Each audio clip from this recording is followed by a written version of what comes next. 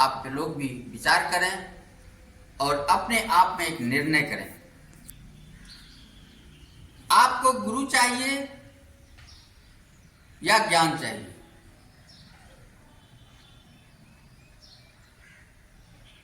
यानी यहां दो बातें हैं, गुरु चाहिए और ज्ञान चाहिए, छुपा हुआ बात है। जब कोई मानव मां के कोरा में रहता है, उस समय से ही पापा मम्मी का उसे ज्ञान बतलाया और सिखलाया जाता है। उस दिन से लेकर के मरणासन की स्थिति तक वह सदैव सीखता ही रहता है। उस क्रम में परिवार, समाज, विद्यालय, महाविद्यालय, विश्वविद्यालय, विश्व के विभिन्न क्षेत्रों का भ्रमण करके, दर्शन करके के बहुत कुछ सीखता है, बहुत सारे ज्ञान को पाता है। ऐसे परिवेश में जगह जगह उसे विविध प्रकार की कौशल, विविध प्रकार की हुनर, विविध प्रकार के सामाजिक ज्ञान, सामाजिक मूल्यों, नैतिक मूल्यों का ज्ञान जो सिखलाता है, वह भी उसे ज्ञान सिखलाता है। वह घर से लेकर बाहर तक अपने लिए जो भी कुछ भी सीख रहा है, उसे हम ज्ञान सीखना ही कहते हैं, हुनर कर सकते हैं। यह ज्ञान सिखाने वाला उसका गुरु है, चाहे वह उसका पारिश्रमिक ले या ना ले, ज्ञान सिखाने वाला गुरु होता है। और ज्ञान किसी भी व्यक्ति की बकौती नहीं है, सरल शब्दों में समझो।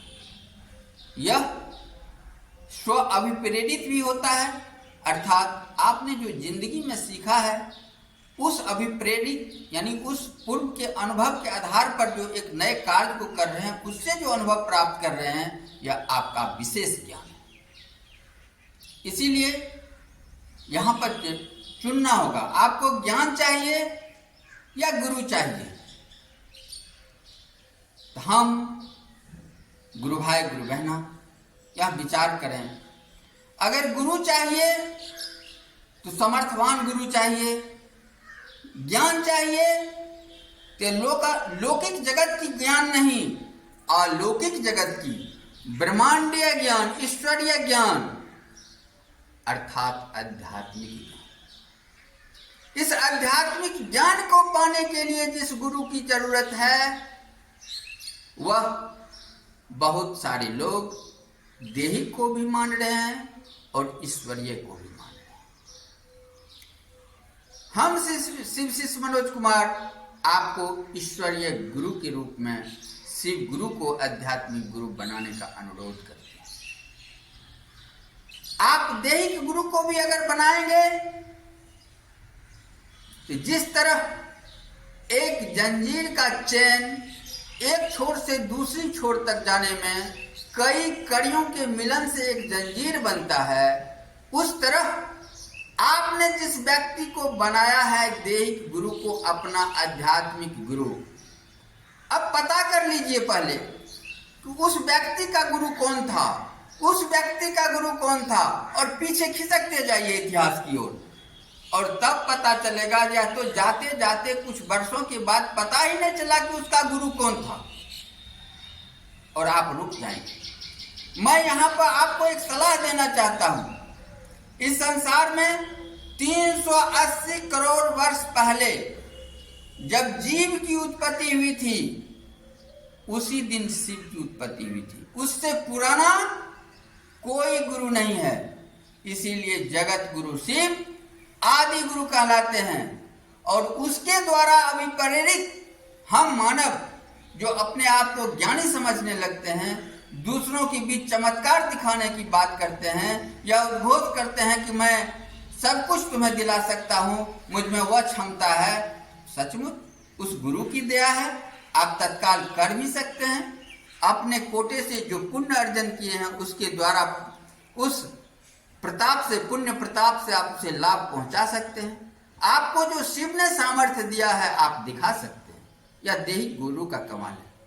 तो प्रायः हम गुरु भाई गुरु बहना मन में आर्थिक कठिनाइयों को लेकर के ही जाते हैं, मानसिक विक्षोभ को शांत करने के लिए ही जब विचलित हो जाते हैं तब गुरु बनाने की बात करते हैं और कहते हैं कि हमारे गुरु कम से कम मुझे अपने शरण में ले लो, मुझे मानसिक शांति दो, सुख दो, मेरे कर्मों का जो फल मुझे आज दुख में बदल चुका है इसे कम कर दो। लेकिन यह जानना चाहिए आपका कर्म फल आपको भोगना ही होगा।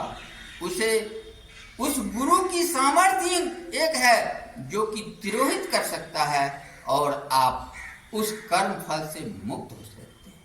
तो आध्यात्मिक गुरु क्यों बनाता है व्यक्ति? आध्यात्मिक गुरु इसलिए बनाता है कि संसार में जब मानव हैं तो हमारी 4 आवश्यकताएं हैं, धर्म, अर्थ, काम और मोक्ष।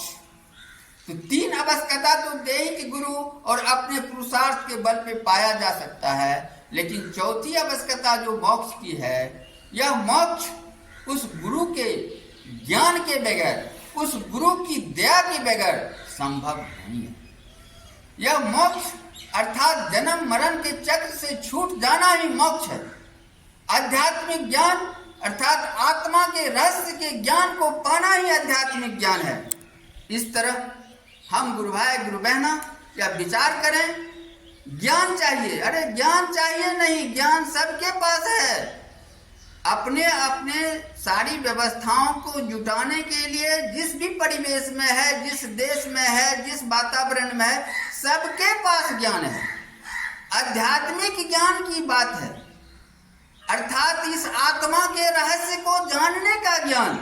यह आत्मा आता कहाँ से है और शरीर छूटने के बाद जाता कहाँ से। इस आत्मा के रहस्य को ज्ञान पाने के लिए जो गुरु बनाने की बात है, तो हमने वही ब्रह्मांडीय ऊर्जा, यूनिवर्सल एनर्जी जिसे हम अंग्रेजी में कह सकते हैं, जो इस ईश्वरीय शक्ति प्रदत्त है, वह ऊर्जा को आप गुरु बनाएं। जो आपके भीतर उपस्थित है वह शिव गुरु के रूप में आपके साथ सदैव विराजमान है जब तक आपका अंतिम सांस चल रहा है।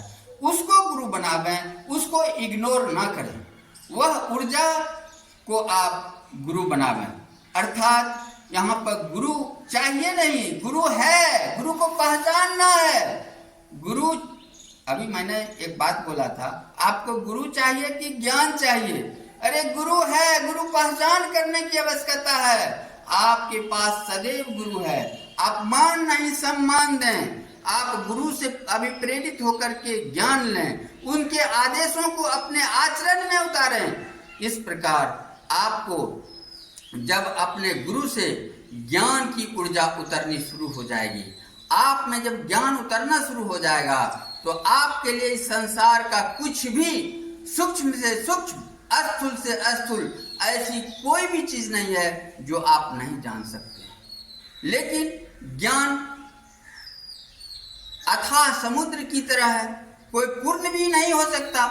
यह नहीं कह सकते हैं कि मैं ज्ञानी हो चुका हूं इसीलिए मैं बकबक कर रहा हूं, मैं आप सबों के बीच जो बात रख रहा हूं ज्ञानी होने के नाते नहीं, एक शिव शिष्य होने के नाते आज जो प्रसंग लाया गया कि आपको गुरु चाहिए या ज्ञान चाहिए, इस प्रसंग को मेरे गुरु शिव ने जो मुझे आदेशित किया है वही विचार आप तक रख रहा हूं। ज्ञान की भी कोई सीमा नहीं है और गुरु बहुत सारे हैं, देह गुरु संसार में बहुत सारे हैं जो कि तत्क्षण तत्कालिक लाभ का लालच देकर के अपना चेला बनाने का प्रयास करता है, अनुयायी बनाने का प्रयास करता है, और जैसे ही अनुयायी बनता है उससे अधिकाधिक शोषण दोहन कर करके खुद को मतलब गौरवान्वित होता है कि अमुक व्यक्ति ने अमुक गांव का मुझे चेला गुरु मान लिया है, अब तो मुझे बहुत सारी चिंता नहीं करना है। लेकिन शिव गुरु जिसको आपने गुरु मान रहा है, वह माने हैं या मानने वाले हैं, वह आपसे किसी प्रकार का अपेक्षा नहीं करता है, न मान का न सम्मान का।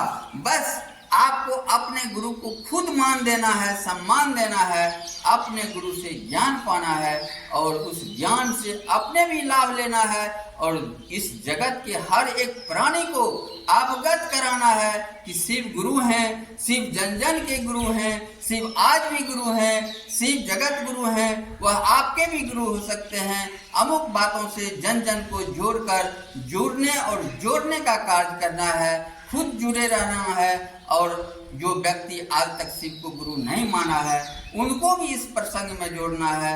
इस तरह हम कह सकते हैं कि आपको गुरु चाहिए तो सामर्थ्यवान गुरु चाहिए, एक आध्यात्मिक गुरु चाहिए। ज्ञान चाहिए तो बहुत सारे ज्ञानों की बात नहीं है, तकनीकी और सामाजिक मानवीय ज्ञान की बात नहीं है, यहाँ आध्यात्मिक ज्ञान की बात है। आध्यात्मिक ज्ञान चाहिए और समर्थवान गुरु चाहिए। इस रूप में मैं आपसे अनुरोध करता हूँ कि आप शिव को गुरु बना लें और स्वयं को शिष्य शिष्या बना लें। इसी में जीवन, यह मानवीय जीवन जो मिला है अमूल्य है, आपका धन्य धन्य होने की ओर अग्रसर हो जाएगा। इन तमाम चर्चाएं को मैं अंतरिक्ष साम्राज्य में संप्रेषित कर रहा हूँ। जय महादेव। शिव शिष्य मनोज का प्रणाम।